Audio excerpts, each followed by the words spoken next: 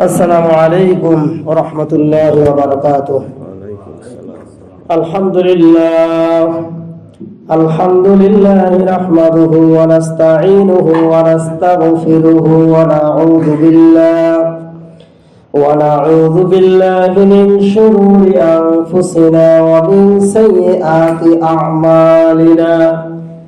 من يهده الله فلا مضل له ومن يضلله فلا هادي له. ونشهد أن لا إله إلا الله وحده لا شريك له. ونشهد أن سيدنا وسندنا وحبيبنا ومولانا محمدا عبده ورسوله الذي أرسله بالحق بشيرا ونذيرا وداعيا إلى الله بإذنه وسراجا منيرا. فقد قال الله تعالى في كلامه المجيد وفرقانه الحميد. সবাই জবান খুলি পড়ি আউযু বিল্লাহি মিনাশ শাইতানির রাজীম. বিসমিল্লাহির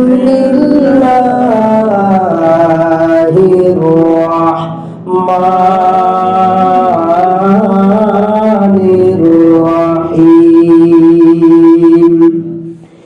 ইন্না আ'তাইনাকাল কাউসার. সবার জানা আছে না? পড়েন. ইন্না আ'তাইনাকাল কাউসার ফাসাল্লি লিরাব্বিকা ওয়ানহার. ইন্না শানিআকা হুয়াল আবতার. আবার পড়েন. ইন্না আ'তাইনাকাল কাউসার ফাসাল্লি লিরাব্বিকা ওয়ানহার. ইন্না শানিআকা হুয়াল আবতার. আবার পড়েন. ইন্না আ'তাইনাকাল কাউসার ফাসাল্লি লিরাব্বিকা ওয়ানহার. ইন্না শানিআকা হুয়াল আবতার. صدق الله العظيم وصدق رسوله النبي الكريم ونحن على ذلك من الشاهدين والشاكرين والحمد لله رب العالمين. حمد بحق بر خدای پاک را. حمد بحق بر خدای پاک را. آکے ایماد مشتے خاکے را. اندرادم کذبتن جانم بوری. اندرادم کذبتن جانم بوری. আযহাবানুর ঈমানম বরি. জিকির করি লা ইলাহা ইল্লাল্লাহ. জবান খুলে লা ইলাহা ইল্লাল্লাহ. লা ইলাহা ইল্লাল্লাহ. লা ইলাহা ইল্লাল্লাহ. লা ইলাহা ইল্লাল্লাহু মুহাম্মাদুর রাসূলুল্লাহ. সকলে বলে আলহামদুলিল্লাহ. আল্লাহ পাক রব্বুল আলামিন আমাদেরকে জান্নাতের বাগানে বসার তৌফিক দিয়েছেন, এই জন্য শুকরিয়া আদায় করে বলে আলহামদুলিল্লাহ। সূরা কোরআন কারীমের ভিতরে 114টা সূরা আছে। কয়টা সূরা? পড়েন সবাই, বলেন কয়টা সূরা আছে? 114টা সূরা আছে। মুসলমান হয়ে যদি এটা না জানি তার কি জানবো? বলেন বিশ্বনবীর কাছে পড়ানো কারিম নাজিল হয়েছে। সূরা আছে 114টা। সূরা কয়টা? 114টা। কোরআন ও কারিমের ভিতরে সবচেয়ে ছোট সূরা কোনটা বলেন তো? কাউসার। এই যে বলতে পারেন, আলহামদুলিল্লাহ, আল্লাহ তাআলা কবুল করুন। আপনারা সচেতন বলতে পারেন। সবচেয়ে ছোট সূরা কোনটা? কাউসার, যেটা আমরা তেলাওয়াত করলাম, যেটা আমরা কি তেলাওয়াত করেছি। দেখেন, আপনারা তেলাওয়াত করেছেন, আপনাদের চোখে পানি আসে না, আমার চোখে পানি আসছে। কেন? এই আয়াতের অর্থ আমাদের জানা আছে, তাফসীর জানা আছে। আল্লাহু আকবার। আয়াতটা ছোট হলে কি হবে? আমরা তো বেশিরভাগ যারা জানে না তারা মনে করে যে ইন্না তৈনা দিয়ে নামাজ পড়বো, বলে না অনেকে যে ইন্না তৈনা দিয়ে নামাজ পড়বো। এই ছোট্ট সূরার ভিতরে কি কথা আছে যা আজীব লাগে। এই ছোট সূরার ভিতরে শুধু আমি যদি তাফসীর করি ইন্না আতাইনা, এই এতটুকু খালি বোঝাতে গেলে আমার এক সপ্তাহ লাগবে আপনাদেরকে। এই তাফসীর গুলো আমরা পড়েছি, আল্লাহ তাআলা পড়াইছেন। কি তার ব্যাখ্যা? শানে নজরুল কি বলছে দেখেন। আল্লাহ বলছেন ইন্না আতাইনাকাল কাউসার। ইন্না, কোরআন কারীমের ভিতরে যত জায়গায় ইন্না আছে এর শব্দের অর্থ হলো নিশ্চয়। কি? নিশ্চয়। ইন্না শব্দের অর্থ নিশ্চয়। একটু মনে করে ভাই, ইন্না শব্দের অর্থ নিশ্চয়। নিশ্চয়। ইন্না যত জায়গায় কোরআনে আল্লাহ বলছেন ইন্না শব্দের নিশ্চয়, অবশ্যই, বেশক। ইন্না আতাইনাকাল কাউসার, আল্লাহ বলছেন নিশ্চয় আমি আপনাকে কাউসার দান করেছি। আল্লাহর নবীকে বলছেন, আল্লাহর নবী আপনাকে কাউসার দান করেছি। সুবহানাল্লাহ বলেন। ইন্না আতাইনার অর্থ জানেন? নামাজে যখন পড়বেন ইন্না আতাইনা, তখন মনে পড়বে যে আল্লাহ বলছে নিশ্চয়ই। যখন ইন্না আতাইনা কাল কাউসার যখন পড়বেন তখন মনে হবে, অর্থ জানা থাকলে শোনা থাকলে মনে হবে যে এই কথাই বলতেছেন যে নিশ্চয় আপনাকে কাউসার দান করেছি, নিশ্চয় আপনাকে কাউসার দান করেছি। আপনারা বিরক্ত হচ্ছেন? কোরআন ও কারীমের অর্থগুলো আপনাদেরকে, এগুলো সবাই সাবলীন ভাবে সবাই কিন্তু বলতে পারবে না। তবলি জামাতের ভাই আসলে কিন্তু ডাইরেক্ট আপনাদেরকে এই তাফসীর থেকে আলোচনা শোনাতে পারবে না। আপনারা তো বসতেই চান না। আমার এখানে মাগরিবের পর আমার প্রোগ্রাম আছে, সাভারে চলে যেতে হবে। নামাজ এশারের পরে আমার প্রোগ্রাম আছে, 10টার দিকে সাভারে প্রোগ্রাম আছে আমার। তারপরে এখানে কামাল ভাই অনুরোধ করে, ভাই একটু আসেন, একটু অনুরোধ আসেন। আমি বলি সময় নাই ভাই, সময় দিতে পারি না। তারপরে বলে ভাই একটু আসেন। তো আসলে আপনাদের মহাব্বত এখানে আসছে, আলহামদুলিল্লাহ বলেন। এই জন্য আপনারা যদি একটু না আসেন তাহলে কেমন হবে বলেন? এই মজলিসে জান্নাতের বাগানে বসার তৌফিক দান করে বলে আমিন। আল্লাহ বলছেন ইন্না আতাইনাকাল কাউসার, নিশ্চয় আমি কাউসার দান করেছি আপনাকে। এখানে আল্লাহর নবীকে বলা হচ্ছে। কাকে? আল্লাহর নবীকে বলছেন। কাউসার দান কাকে করেছেন? কোন নবীকে কাউসার দান করেননি, কাউসার দান করেছেন বিশ্ব নবীকে। এই কাউসার দান করেছে আমি আপনাকে, কাউসার দান করেছে আমি আপনাকে। কেন কাউসার দান করলেন? এটার বিশাল ব্যাখ্যা আছে। কাউসার কেন দান করলেন? এরপর আয়াতে কি বলছেন? ফাসাল্লি লিরাব্বিকা ওয়ানহার। অতএব বলছে, অতএব আপনার প্রভুর উদ্দেশ্যে নামাজ পড়ুন। কার উদ্দেশ্যে? আপনারা কার উদ্দেশ্যে নামাজ পড়েছেন? আল্লাহর নবীকে বলতেছে যে আপনি আপনার প্রভুর, আপনার মালিকের উদ্দেশ্যে নামাজ পড়ুন। ফাসাল্লি এর অর্থ কি? আপনার প্রভুর মালিকের জন্য, তার উদ্দেশ্যে নামাজ পড়ুন। সুবহানাল্লাহ বলেন। এরপরে লাস্টে আয়াতটা কি বলছিলেন? 3টা আয়াতে এখানে ইন্না আতাইনাকাল কাউসার ফাসাল্লি লিরাব্বিকা ওয়ানহার। লাস্টের আয়াত কি? ইন্না শানিআকা হুয়াল আবতার।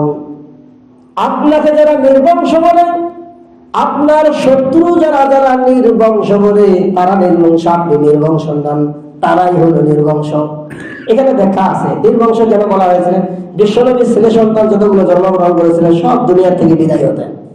এই জন্য বলতো তোমার বংশের বাতি জ্বলার মতো তো প্রদীপ নেই, বলে না ওটাকে। তোমার মাটি দিবে কে, তোমার তো সওয়াল করলে, এরকম বলে না? তো কাফেররা তখন বিশ্বনবীদের কথা বলতেন যে তোমরা তো নির্বংশ। তো আল্লাহ এখানে জানিয়ে দিচ্ছেন, নবী আপনাকে যারা নির্বংশ বলে তারাই নির্বংশ, তারাই কি নির্বংশ। এই আয়াতের শাব্দিক অর্থ হলো এতটুকু। প্রথম আয়াত, ইন্না আ'তাইনা কাল কাউসার, নিশ্চয়ই আমি কাউসার দান করেছি আপনাকে। আল্লাহর নবী বিশ্ব নবী রাহমাতুল লিল আলামিন কাউসার দান করলেন। কি জন্য কাউসার দান করলেন? কাউসার এমন একটা জিনিস, আপনারা জানেন কিয়ামতের ময়দানে 50,000 সানা মিম্মা তাউদ্দুন, কিয়ামতের ময়দানের যেই সময়টা, যেই মাপটা, যেই নির্ধারিত সময় হবে সেটা হলো 50,000 বছরের একটা দিন। কয় হাজার? 50,000। 50 আরবি শব্দ 50 শব্দে বোঝায় 50,000 সানা মিম্মা তাউদ্দুন, 50,000 বছর একটা দিন হবে। কয় হাজার বছর? মনে রাখেন, কয় হাজার? এই একটু সময় বসতে চান না, একটু আলোচনা শুনে। 50,000 বছর দাঁড়িয়ে থাকা লাগবে। কয় জায়গায়? 50,000। এক জায়গায়। কয় ফুট? পায়ের তলায় যেই ফুট কয় ফুট? 50,000 সানা মিম্মা তাউদ্দুন, 50,000 বছর দাঁড়িয়ে থাকা লাগবে এক জায়গায়। কি অবস্থায়? আল্লাহ বলেন উলঙ্গ অবস্থায় দাঁড়িয়ে থাকা লাগবে। কি অবস্থায়? আল্লাহর নবী বিশ্ব নবী রাহমাতুল লিল আলামিন এই কথাগুলো যখন বলছিলেন, আম্মা জান আয়েশা সিদ্দিকা রাদিয়াল্লাহু তাআলা বললেন, হুজুর আমরা তো পর্দা করে চলি, কিন্তু কিয়ামতের ময়দানে 50,000 বছরের যেই দিন হবে সেই দিন মানুষ উলঙ্গ অবস্থায় উঠবে, তাহলে আমাদের কি লজ্জা লাগবে না? বললেন, আয়েশা রে তুমি লজ্জার কথা বলো, আল্লাহর কসম করে বলি মানুষের অবস্থা এমন হবে, মানুষগুলো নিজের চিন্তা চেতনায় জাহান্নামের দিন সেখানে দেখা মাত্র তারা ওই যে উপরের দিকে চক্ষুগুলো তুলবে, নিচের দিকে নামানোর 1 সেকেন্ডের সুযোগ নাই। সাধারণ আপনারা বুঝবেন, এই আপনার ঢাকাতে বৃষ্টির সময় মাহফিলে আমার বিভিন্ন প্রোগ্রামে যেতে হয়, গাড়ি নিয়ে বসে আছি, এমন সময় রাস্তার সামনে, ওই রাস্তার পাশে দেখবেন বড় বড় ট্রান্সফরমারগুলো থাকে, থাকে না? আমার গাড়ির সামনে ট্রান্সফরমারটা নষ্ট হয়ে গেল, কে কোন দিকে চলে যাবে তার দিবিশিকে বানাই, সবাই দৌড় দিয়েছে, সব দৌড় দিয়ে দিছে।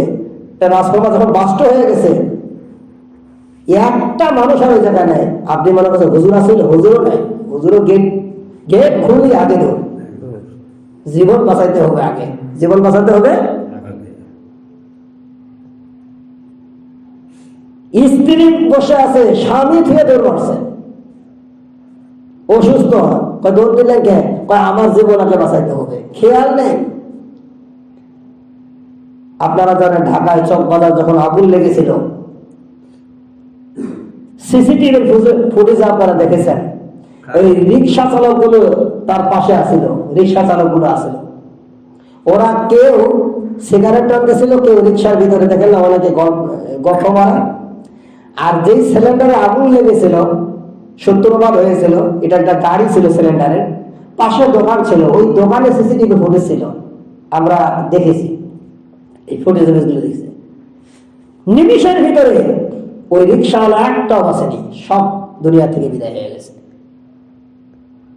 দৌড় দিয়ে চলে যাবে, দৌড় দিচ্ছিল, কিন্তু দৌড় দেওয়ার কোনো সুযোগ পায় নাই।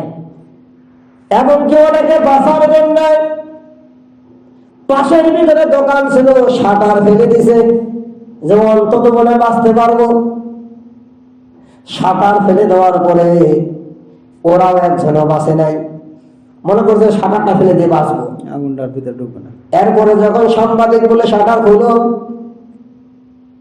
আগুন নিয়ন্ত্রণে আনার পরে যখন খুললেন, দেখলেন শাটারের ভিতরে কয়েক বন্ধু মিলে সবাই আগুনের দগ্ধ হয়ে মারা গেছে। আল্লাহ, কি অবস্থা, ভয়ের চোটে মনে করছে এখানে বাঁচতে পারবো, শাটার খুলে থেকে শাটারের ভিতরে মারা গেছে।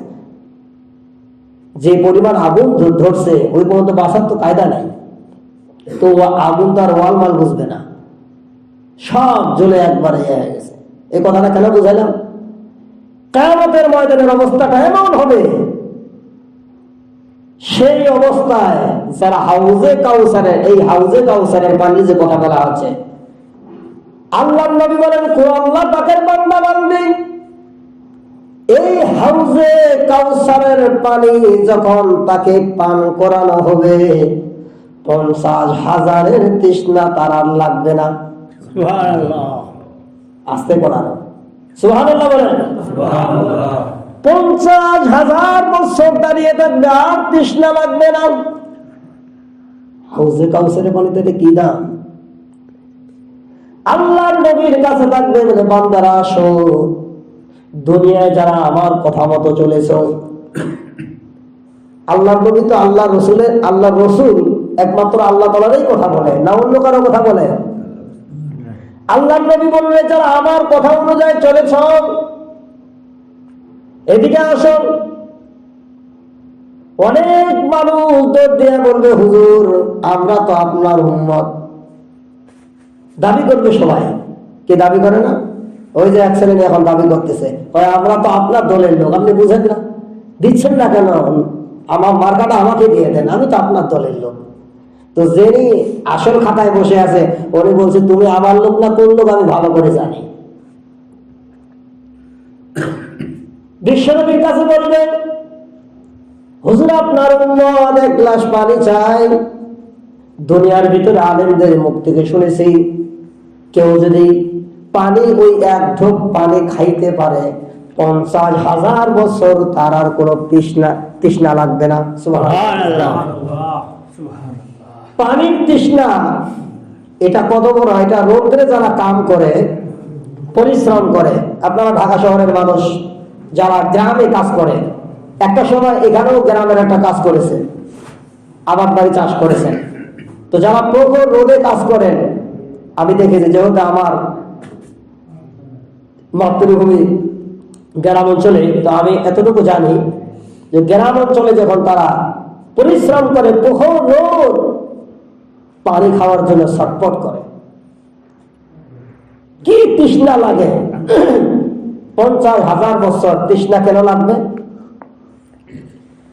মানুষের অবস্থা গুলো এমন হবে। আজকে দুনিয়ার সূর্য বর্তমান বৈজ্ঞানিক দৃষ্টি অনুযায়ী, তাদের ম্যাপ অনুযায়ী, তাদের কথা অনুযায়ী 9,30,00,000 মাইল এই সূর্য। 9,30,00,000 মাইল এই সূর্য। এটা তাদের ধারণা। এটা কি ফিতা দিয়া মাপ দিছে তাই নয়, এটা কি ধারণা। 9,30,00,000 মাইলের সূর্য চৈত্র মাসে যখন তাপ দেওয়া শুরু করে, মানুষ সহ্য করতে পারে না, পারে না, সহ্য করতে পারে না। আল্লাহর নবী বিশ্বনবী রাহমাতুল লিল আলামিন বলেন, আমার সাহাবীরা, কিয়ামতের ময়দানে মানুষের মাথার আঘাত, সোয়া আঘাত মানুষের এই সূর্যটা দেওয়া হবে। বর্তমান সূর্যের তাপ দিচ্ছে পিঠ দিয়ে না, উল্টা পিঠ দিয়ে। কিতাবের ভিতরে পাওয়া যায় তার 12টা মুখ আছে। কয়টা? বর্তমানে একটা মুখ দিয়ে তাপ দেওয়া হচ্ছে। কিয়ামতের ময়দানে আল্লাহ রাব্বুল আলামিন ঘোষণা করবেন, সূর্য তোর যা তাপ আছে সব তাপ ছেড়ে দে, আমার বান্দা বুঝুক আমি মালিক কেমন। সব ছেড়ে দে। সব তাপগুলো যখন ছেড়ে দিলেন, কিতাবের ভিতরে আসছে মানুষ অস্থির হয়ে যাবে। প্রশ্ন করতে পারে, হুজুর এত বড় তাপ হবে কিন্তু মানুষের মৃত্যু হবে না? আল্লাহ বলেন, সুম্মা লা ইয়ামুতু ফিহা ওয়া লা ইয়াহইয়া। মানুষ মরবেও না, বাঁচবেও না। মরবেও না, বাঁচবেও না, জান যাবেও না। আল্লাহ রাব্বুল আলামিন বলেন, দুনিয়াতে মানুষের একবার মৃত্যু হবে, আর এই মৃত্যুর থেকে যে জীবিত করা হবে আর মৃত্যু হবে না, আর কখনো মৃত্যু হবে না। কয়েকদিন আগে একজন আমাকে জিজ্ঞেস করছে, হুজুর বলে কি আমরা কি এই যে দুনিয়ার ভিতরে যারা গরিব আছি এরপরে মারা যাওয়ার পর আবার বড় লোক হবো নাকি? গরিব হয়ে জন্ম নিয়েছি এরপরে বলে আবার দুনিয়া আসবো। আমি বলি এটা খ্রিস্টান বেধর্মীদের এটা ওদের চিন্তা থাকে না। এমন কোরআন কারীমের ভিতরে আছে দুনিয়া থেকে বিদায় একবার, দ্বিতীয়বার আর কোনো চান্স নাই। আছে একবার সময়, একবারই শেষ। এই দুনিয়ায় একবারে আসবেন, দ্বিতীয়বার আসার কোনো চান্স নেই। কিয়ামতের ময়দানের অবস্থাটা এমন ভয়াবহ হবে, কিয়ামতের অবস্থাটা এই ভয়াবহ অবস্থা দেখে অনেকে মাথার চান্দির মগজগুলো মানুষের টকবক টকবক করবে। এরকম যদি তাপ হয় তাহলে মানুষের মাথার মগজগুলো টকবক হবে না? অত বড় সূর্য তাপ আর সোয়া আঘাত থাকবে, মাথার মগজগুলো টাস টাস করে ফেটে যাবে আর মগজগুলো নাক দিয়ে কান দিয়ে পড়বে, কিন্তু মৃত্যু হবে না। চিন্তা করেন তো কি পরিমাণ, একবার চিন্তা করেন, নাক দিয়ে কান দিয়ে মগজগুলো পড়ে যাচ্ছে কিন্তু মৃত্যু হবে না। সুম্মা ইয়ামুতু ফিহা ওয়ালা ইয়াহইয়া, কেউ যদি বিশ্বাস না করে তার ঈমান শেষ। কেউ যদি বিশ্বাস না করে তার ঈমান কি শেষ? ঈমান থাকবে না। কোরআন তাহলে মিথ্যা হবে। বলেন কোরআন কি মিথ্যা না সত্য? সত্য। আল্লাহ বলেন আলিফ লাম মিম যালিকাল কিতাবু লা রাইবা ফীহি হুদাল লিল মুত্তাকিন। আলিফ লাম মিম এর অর্থ আমি আল্লাহই জানি, আর কেউ জানে না। এরপরে বলছে যালিকাল কিতাব, ওই কিতাব, এই কিতাবের ভিতরে কোনো ভুল তো নাই, সন্দেহ নাই। সুবহানাল্লাহ বলেন। সেই কোরআনে আল্লাহ বলছে সুম্মা লা ইয়ামুতু ফিহা ওয়া লা ইয়াহইয়া, মানুষের মৃত্যু হবে না, শুধু শাস্তি পাবে আর শাস্তি পাবে। কিভাবে? শাস্তি পাবে। মানুষগুলো কি ত্রাসানি হবে। এখানে অনেকগুলো কথা আছে, আমি কথা সংক্ষেপে নিয়ে সামনের দিকে চলে যাব। কি অবস্থাটা হবে? এই অবস্থার ভিতরে বিশ্ব নবীকে সবাই ফলো করবে। কাকে? নবীকে। কেন ফলো করবে?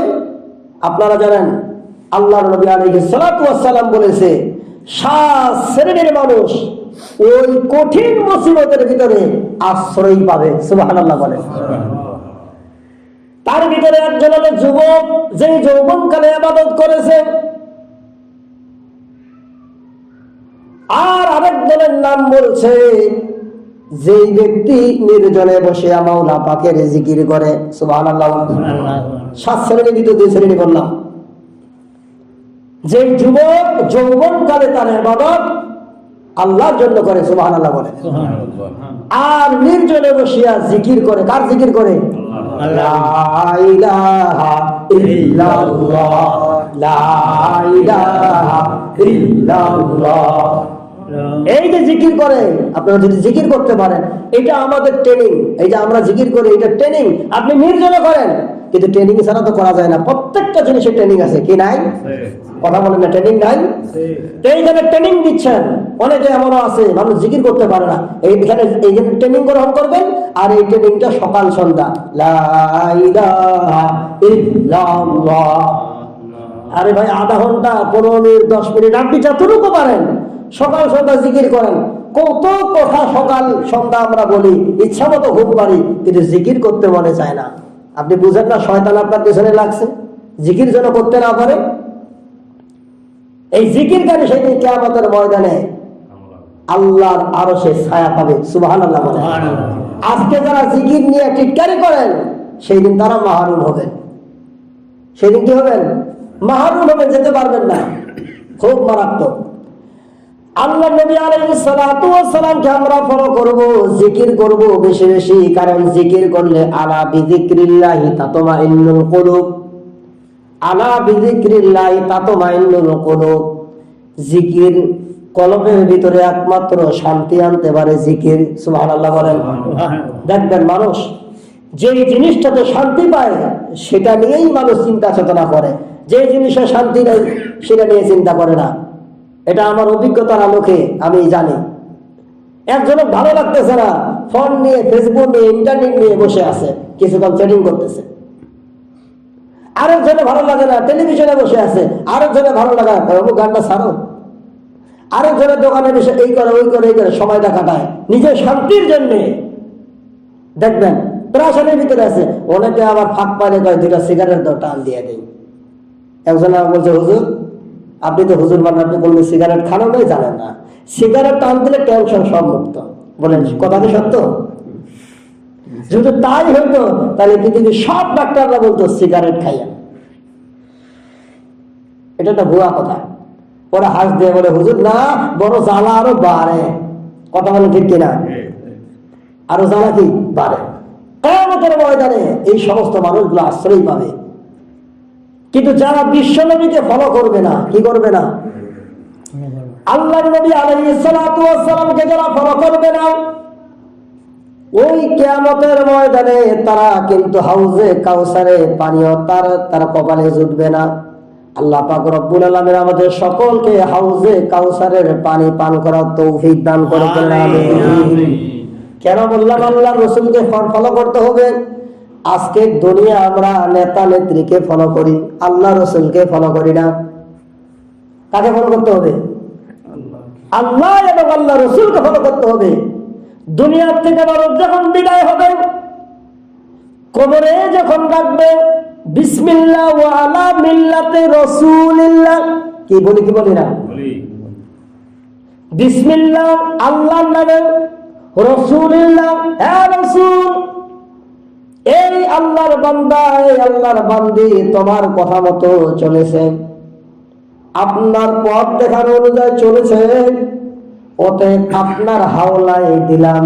দেখছেন, খেয়াল করেন, আপনার হাওলায় দিলাম, আল্লাহর নামে রাসূলের হাওলায় দিলাম। কারণ কবরের প্রশ্নের জবাব যেগুলো হবে সেগুলো আল্লাহ এবং আল্লাহ রাসূলের কথা বলে, ঠিক কিনা? এই কথাটা বলে যে কবরে দিলেন, ও সারা জীবন আল্লাহ রাসূলের বিরোধিতা করেছে। কি করেছে? আছে না বাস্তব প্রমাণ? ওই যে মিছিল হচ্ছে, মিছিলের ভিতরে নেতা বলছে, নেতাকে বলছে, সবাই তো আর খারাপ না, ভালো আছে না? নেতাকে বলছে আজান দিচ্ছে, মিছিলটা বন্ধ করেন। ও দূর বেটা, আগে মিছিল নামাজ পড়ে। সুবহানাল্লাহ, নাউজুবিল্লাহ। নাউজুবিল্লাহ। কত বড় বেঈমান হলে পরে এমন কথা বলতে পারে? এই বেটা, নামাজ পড়ে আগে মিছিল। এটা আল্লাহ রাসূলকে ফলো করেছে? আল্লাহ রাসূল বলেন, জিহাদের ময়দানেও যদি নামাজ হয়, তুমি কত বড় নেতা হয়েছো, তোমার নেতা স্লোগান দেওয়ার জন্য নামাজকে তুমি টিটকারি করো। আজকে সমাজে এটাই চলছে। নামাজকে নামাজ পড়তেছে, সেখানে বাধা প্রদান করতেছে। নামাজ পড়বে সেই জায়গায় বাধা প্রদান করতেছে। খুব খারাপ লাগে এগুলো যখন দেখি, খুবই খারাপ লাগে। এটা তো রাসূলের আদর্শ হতে পারে না। বরং আমি বহু মানুষকে দেখেছি, হিন্দু মানুষ পর্যন্ত দেখেছি, নামাজের শুনলে হ্যাঁ আলহামদুলিল্লাহ আপনারা নামাজ পড়েন, সময় দিয়ে দেয়। একটা মিছিল চলছে, মিছিলটা আগে নামাজ পড়ে। নাউযুবিল্লাহ, আস্তাগফিরুল্লাহ। তোমার স্থান যে কোন জায়গায় হবে তো আল্লাহ ভালো জানে। তোমার স্থান যে কোন জায়গায় হবে, খবরদার খবরদার, খুব খেয়াল রাখতে হবে। প্রত্যেকটা কাজ আল্লাহ এবং আল্লাহ রাসূলের আদর্শ অনুযায়ী আছে না নাই? আপনি যখন মসজিদে প্রবেশ করবেন, সেখানেও রাসূলের তরিকা আছে না নাই? মসজিদ থেকে বের হবেন, রাসূলের তরিকা আছে না নাই? বাজারে ঢুকবেন, রাসূলের তরিকা আছে না নাই? বাজার থেকে বের হবেন, সেখানেও রাসূলের তরিকা আছে। বাথরুমে যাবেন, রাসূলের তরিকা আছে। বাথরুম থেকে বের হবেন, রাসূলের তরিকা আছে। সব জায়গায় যদি রাসূলের তরিকা থাকে, তাহলে মনে ভোটের ভিতরে নাই, ভোটের মধ্যে নাই। এগুলো আলোচনা তো করলে চাকরি থাকবে না। মসজিদের আমি সবার আমাকে বলে, হুজুর আপনি যে আলোচনা করেন ওই চাকরিও থাকবে না। আমি এই সব কথাগুলো বলেন না কেন? বলতে হবে তো। সব জায়গায় যদি থাকে, পায়খানা পেশাবে যদি থাকে, তাহলে ভোটের কথা কি কোরআনে নাই? রাজনীতিতে নাই? সেখানেও রাসূলের তরিকা আছে। কি আছে? তো আমরা তো রাসূলের তরিকা করে মরতে চাই। কারণ যখন আমাকে মাটি দিবে, যখন আমাকে কবরে রাখবে, বিসমিল্লাহ ওয়া আলা মিল্লাতে রাসূলিল্লাহ, তাহলে ওখানে বলার দরকার আছে রাসূল বাদ দিয়ে অমুক নেতা রাসূলিল্লাহ। তাই বলতে হবে না, রসুলের আনুগত্য আমাদেরকে করতে হবে। রসুল যেভাবে চলতে বলছে সেখানে। অল্প একটু কথা বলে আমার আলোচনা শেষ করে দেব ইনশাআল্লাহ। আপনারা জানেন, এখানে যারা জানবেন ভোট মানে কি বলেন তো? ভোটের দুইটা অর্থ আছে, কারো জানা থাকলে বলবেন অর্থ দুইটার নাম কি? ভোটের অর্থ হলে সমর্থন, সাক্ষী। সমর্থন, সাক্ষী। কিতাবের ভিতরে যে দুইটা জিনিস পাওয়া যায় সেটা হলো সমর্থন। ভোট মানে কি? সাক্ষী বা সমর্থন। সাক্ষী বা কি? অনেকে মনে করে যে এটা মনে হয় সহজ ভাষা। না, ভোট সাক্ষী এবং সমর্থন। আগে আপনারা জানতেন, আগে কিন্তু ভোট হতো না, জিহাদ হতো। যুদ্ধের মাধ্যমে যারা জয়ী লাভ করতো হয়ে যেত। কিন্তু আল্লাহ রাব্বুল আলামিন, আল্লাহ তাআলা এই পালাক্রমে এখন নিয়ে এসেছে। এটা মানুষের অধিকার। এটা কি? অনেকে জানেই না, মসজিদে ভোটের কথা বলতেই চায় না। আরে বাবা, এখানে তো কোনো দলের কথা বলবে না, ভোটের কথাটা বলে দাও। মুসলমান সচেতন হোক। আপনি জানেন না, খেয়ালও করেন নাই। কিয়ামতের ময়দানে একটা ভোটের জন্য সারা জীবন জাহান্নাম থাকবে। নাউযুবিল্লাহ বলেন। কিয়ামতের ময়দানে সারা জীবন আপনাকে একটা ভোটের জন্য সারা জীবন জাহান্নামে যেতে হবে সাক্ষী দেওয়ার কারণে। ভোট মানে সাক্ষী, ভোট মানে সমর্থন। ভালো করে বুঝেন, ভোট মানে সাক্ষী, ভোট মানে সাক্ষী। যে ব্যক্তি মিথ্যা সাক্ষী দিল, ওই মিথ্যা সাক্ষী দেওয়ার ওই মানুষটা যত অপকর্ম করবে, যত খারাপ কাজ করবে, ওর একটা ভাগ আপনি পাবেন। ওর একটা ভাগ আপনি বলেন, হুজুর আপনি বলছেন না? আপনি জানেন বর্তমান সরকারের আইবি রহমান নারায়ণগঞ্জে উনি স্পষ্ট বলেছেন সূরা নিসার 85 নং আয়াতে আপনারা দেখে ভোট দিবেন। আমি যদি মিথ্যা বলি, মোবাইলে আছে। উনি বলছেন যে সূরা নিসার 85 নং আয়াত দেখে। আমি বললাম ইনি কোন তাফসির বলল? তো ওই আয়াতের অর্থ তো আমার জানা আছে, তাফসির তো জানা আছে। ওই তাফসিরে কি লেখা আছে দেখছেন? আমি বললাম এ যদি ভালো করে জানতো তাহলে নিষেধ করতো। এ যদি জানতো নিষেধ করতো। ওই তাফসিরে স্পষ্ট ওই আয়াতে লেখা আছে, যে ব্যক্তি ভালো কাজ করবে, ভালো লোকের সাক্ষী দিবে, ওই লোক যত ভালো কাজ করবে তার একটা অংশ পাবে। কথা শোনেন। আর ওই ব্যক্তিকে সাক্ষী দেওয়ার কারণে ওই ব্যক্তি যত লুটপাট করবে, ধর্ষণ করবে, যত খারাপ কাজ করবে, গুম করবে, হত্যা করবে, মিথ্যা মামলা দিবে, ধর্ষণ করবে, এক কথা যত অপকর্ম করবে তার একটা ভাগ পাবে। ওই আয়াতের অর্থ। কিয়ামতের ময়দানের অবস্থাটা এমন, কিয়ামতের ময়দানে এক ব্যক্তির আমলনামায় বলবে লা ইউগাদিরু সগীরাতাম মা লিহাযাল কিতাব। আপনারা একটা যখন কাগজ দেখেন, কাগজটাতে যদি লেখা থাকে, ধরুন কথার কথা যে এই লোকটা 100টা খুন করেছে, মিথ্যাও কাগজ তো আসে যদি দেখে যে অমুক লোক খুন করেছে, ওই লোক তো হতাশ হয়ে যাবে, আমার মামলা আসছে, আমি 100টা খুন করেছি। কিয়ামতের ময়দানে আপনারা দেখতে পাবেন এরকম এক লোকের কথা আসবে, মা লিহাযাল কিতাব, কিতাবটা হাতে নেবে। লক্ষ্য করো। এরপরে বলবে আল্লাহ পড়ো, এরপরে বলবে এই বান্দা পড়ো, লা ইউগাদিরু সগীরাতান ওয়ালা কাবীরাতান ইল্লা আহসাহা। লা ইউগাদিরু সগীরাত, যা আছে সব পড়বে। আমল নামায় দেখবে 100টা খুন। কয়টা খুন? আমল নামায় দেখবে অমুকে জমি দখল করেছে, অমুকের অমুক করেছে, তমুক করেছে, দেখে হতাশ হয়ে যাবে। সে বলবে আল্লাহ আমি যে নামাজি ছিলাম না, আমি স্বীকার করতেছি আল্লাহ আমি নামাজি ছিলাম না, এটা সত্য, কিন্তু আমি খুন করি নাই, আমি অমুকের সম্পদ দখল করি নাই, লুটপাট করে খাই নাই। আল্লাহ আমি একজন চৌকিদারও ছিলাম না। কি ছিলাম না? চৌকিদারও ছিলাম না। আমার আমল নামায় আসলো কমল করে, আমার নিশ্চয়ই ফেরেশতারা ভুল করেছে। ফেরেশতারা কি করেছে? আল্লাহ বলেন কিরামান কাতিবিনা ইয়ালামুনা মা তাফআলুন। বিশ্বাস না করলে ঈমান শেষ। দুই ঘরে দুজন ফেরেশতা আছে। আল্লাহ বলে তোমাদের দুই ঘরে দুজন ফেরেশতা রাখা আছে। সুবহানাল্লাহ বলেন। বিশ্বাস করেন না? বছরের আগে বছর ওয়াজ করি যে মাহফিলগুলো তো আমি ওয়াজ করি, ইন্টারনেটে এখন এই মাহফিলগুলো এখনো আছে। আমাকে যদি বলে হুজুর আপনি রাজশাহীতে, সিলেটে, চট্টগ্রামে অমুক জায়গায় ওয়াজ করেছেন, আমি কি না স্বীকার করতে পারবো? না স্বীকার করতে পারবো? বলেন। কিরামান কাতিবিন সব লেখছে। এখন বলবে আল্লাহ আমি তো দুনিয়ায় চৌকিদারও ছিলাম না, তাইলে এই লুটপাট করে খাইলাম, এইটা জনগণের টাকা পয়সা খাইলাম, এই সমস্ত টাকা পয়সার মালিক কে বলেন তো? আল্লাহ। রাষ্ট্রের যে কোষাগারে যে টাকাটা জমা হয় এই টাকাটার মালিক কে? জনগণ। এই টাকাটার মালিক কে? কেউ যদি মনে করে এই টাকাটা আমার, হবে না, এই টাকাটার মালিক জনগণ। এই জন্য টাকার ভিতরে লেখা আছে গণপ্রজাতন্ত্রী বাংলাদেশ সরকার। কারণ প্রজাতের সরকার, কার সরকার? প্রজাতের সরকার।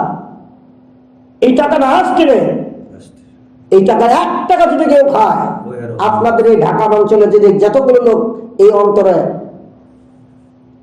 একটা টাকার ডিভিডেন্ড আসছে 50 কোটি টাকা, 1 কোটি টাকা আসছে, কিন্তু আপনি টাকা খেয়ে ফেলছেন।